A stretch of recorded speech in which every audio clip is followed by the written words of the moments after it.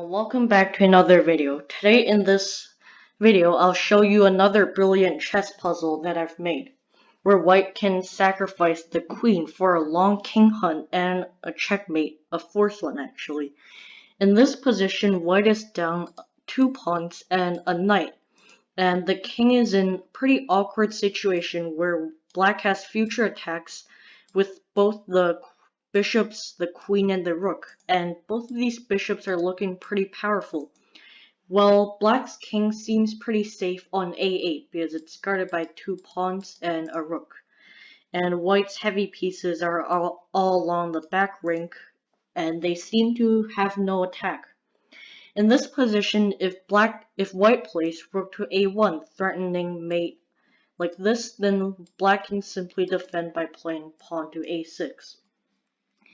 Now, in this position, white can actually play the brilliant move, queen takes a7 check, forcing black to accept the queen sacrifice. Next, white can bring the f-rook into the attack by playing rook to a1, leaving black with the only move, king to b6. Now white can activate the dark square bishop, not by playing bishop to c5, because that allows pawn takes c5, but by playing bishop to a5, which forces black to play only a few legal moves. If black plays king to a7, then white can bring the bishop to either c7 or d8, and it'll be a discovered checkmate by the rook. If black goes to b5, for example, white can play pawn to d4 with a discovered checkmate. And if black goes to a6, then white can play bishop to c7 with a discovered check by the rook, forcing king to b5, which white can just respond by again playing pawn to d4 checkmate. So black is basically forced to play king to c5.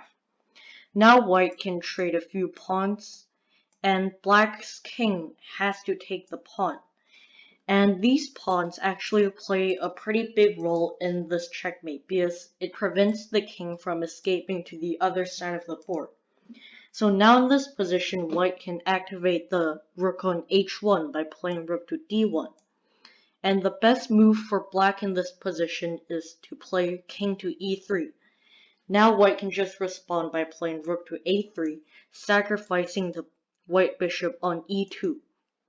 After the forced move of king takes e2, white can just respond by playing rook to e1 checkmate, which is supported by the bishop on a5.